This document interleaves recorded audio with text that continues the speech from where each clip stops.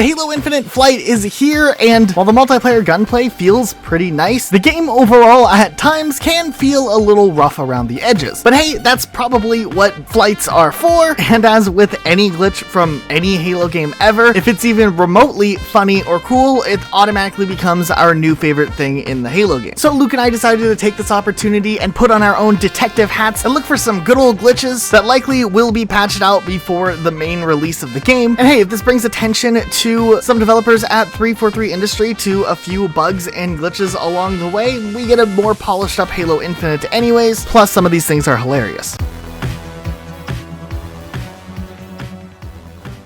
So this first one actually happened to our good friend Dim when he was playing Halo Infinite during one of the playtest times. And low-key, we're kind of jealous because we didn't get a glitch like this to happen directly to us. But for whatever reason, when Dim loaded up on Bazaar, he had this bizarre experience. Please don't hate me for that joke. But for whatever reason, it seems like Dim loaded up a version of Bazaar that was chromified. It kind of resembles that futuristic SpongeBob episode. But it looks like for whatever reason, when Dim was loaded in on this map, the entire level loaded without the main textures and lighting effects that typically are supposed to be baked in when you are playing on the game. Now, to be fair, Dim is playing on the OG Xbox One, so the glitch could just be a result of that, or maybe a glitch that only happens on the original Xbox One. But still, we're really glad he clipped this because it is hilarious to look at. I talked about this briefly in our weapon drills video, but I think I can confidently say that for whatever reason, the Ravager test number 1 has one too many zeros in the par score expected to get 3 stars. I mean, it's asking us to get 125,000 points just to get 2 stars unlocked, which is way more than anything that any of the other weapons have. They're all around 20,000 at the most. I think a couple went up to 25,000, but nothing over 100,000, and it makes the most sense that going at a fast speed, 12,500 would be the expectation, not 125,000. This one was going on all over Twitter, and literally it's one of the easiest glitches to replicate in the flight. But if you load up on recharge and you have a few dynamo grenades on you and you throw it at a wet floor sign, it just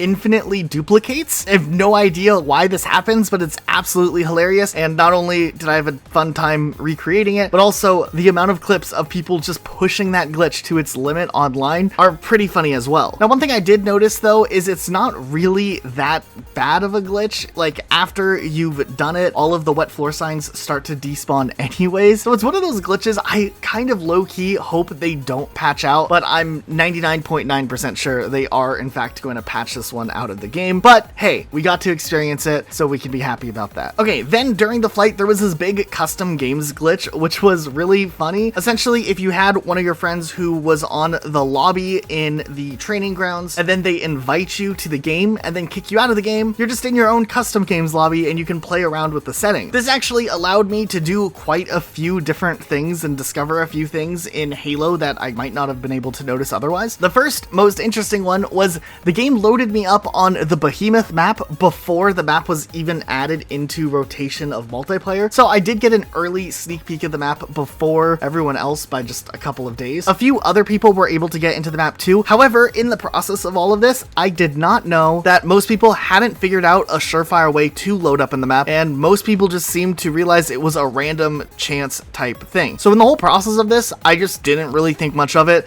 I looked around, I drove a Ghost, and I drove a Warthog, and then I wanted to change some settings, so I left the lobby and was never able to load up on the map again. I didn't even record any clips from it because I thought, oh yeah, that's just, this map will load up if you just do it this glitch this one way. Nope, never was able to get that to happen again, but other people were able to get an early look at Behemoth, and then it was made available the Sunday of the first part of the flight. Still, I feel slightly special for being in the smaller percent of players who accessed this level a couple of days early, even though I was just walking around the map completely by myself. Also, this next glitch happened to me and a couple of my friends playing on the Xbox as well, but when first loading into the flight, for whatever reason, the weapon switch button wasn't mapped. So for the first couple hours of me messing around in the training grounds and whatnot, I couldn't switch weapons, and I was getting really frustrating until I finally realized there was just no key mapped to it for whatever reason. I just had to map it to Y. I don't know how widespread this little glitch was, but it definitely happened to a few of us. Once again, Dim had another glitch happen to him where he just swoops in and steals all of our thunder, getting getting the cool stuff happening to him, but he was playing a game of capture the flag, and the game ended up going into an overtime round. And for the first few seconds, he was in the game like normal until the game just ripped him out of his Spartan and decided to put his camera following a random Spartan. Now, while he's just following this random Spartan, he still was in control of his other Spartan, but he just couldn't see what his Spartan was doing or see the perspective of his Spartan. The player dies and the camera just ends up focusing in on the dead body or where the dead body was. And then eventually Dim's Spartan did end up dying, so Dim fully expected it would end the glitch and he would respawn and be able to continue to play his game of capture the flag, which was in overtime. And nope, his Spartan just respawned somewhere on the map and the camera just stayed focused on the dead body corner, and Dim was just kind of stuck not being able to see what his Spartan was doing. He could shoot and the screen would shake, but that was about it. Doing the custom games glitch was pretty interesting because I was able to change some of the settings like movement speed and jump height, and it did reveal a couple of interesting things along the way about some of the maps. Firstly, these maps are very hard to break out of if there is even a way to break out of them. And then secondly, the detail beyond what you actually see when you're in the map is actually quite a bit lower than what we had expected. A lot of smoke and mirrors is going on in the atmosphere of some of these maps. Now, in general, it's been commonplace that once you get outside of a map, you do start to see some of the oddities and weird objects, but never have I had experienced it where we're still in the map and you just jump up higher than normal and you can see outside of the map kind of falling apart. Bazaar, for instance, has all of these buildings just floating right there in the distance. It almost seems like Inception or something is going on the other side of the city. I also did notice some similar things in the level Live Fire where things look really detailed and polished in the map, and then you jump and look around the vicinity and things are a little bit less detailed. Like, for instance, this satellite over here is just floating on nothing. I even sprint and tried to jump across the water and land over by the dam. Of course, there's an invisible barrier, but I could see down to the bottom of the dam and there's just no water there or anything. It's just a platform, and even the platform's not fully covering. You can see kind of the bottom of the skybox as well. And I'm kind of mixed on how I feel about this. On one hand, I think it's funny and hilarious and always cool to see kind of the broken edges outside of a map. It's something we've always done in Halo. We've always broken out of maps. We've always seen these crazy things that are kind of put together to make things have a specific appearance, though I didn't expect it to be so easily seen from the inbounds area of the map. Without doing any additional glitches, you can see these visual glitches along the way. Hey, but at the very least, we can at least say that it's a testament of how they're able to pull off these realistic settings and build this atmosphere where you don't notice it unless you have enhanced jumping ability and you're just playing the game exclusively in a basic matchmaking playlist. Another interesting thing that I'm not sure if they're actually going to end up patching out of the game or if it's intended, I'm pretty sure they're going to patch this out, is this button combo glitch where you can punch and switch weapons really quickly, allowing you to do some pretty crazy double punches without any punching cooldown. It's led to some hilarious clips of people just spamming and abusing this punching combo, and all you have to do is just spam the punch button, switch weapon, punch, switch weapon, punch, BY, BY, BY, BY, and it just goes on infinitely, and it's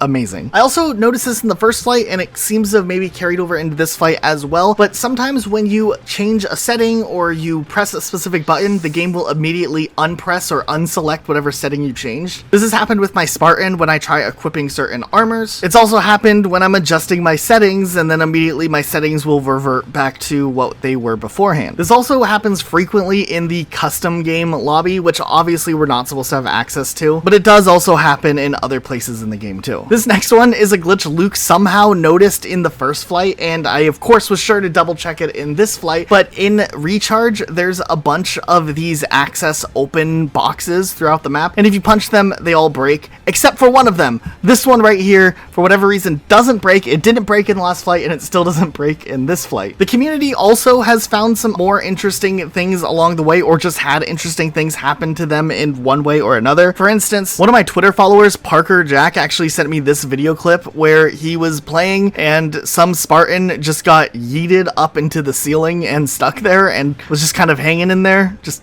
chilling, hanging out for a bit. I did have this glitch happen on Bazaar where the map just was flickering really randomly in the loading cutscene. It's not as cool as Dim's Chrome Infinite, but still, it was something at least I got to experience. Jarasunder, on the other hand, was playing with some bots and one of them just stopped and stood there to ponder life, to think about things.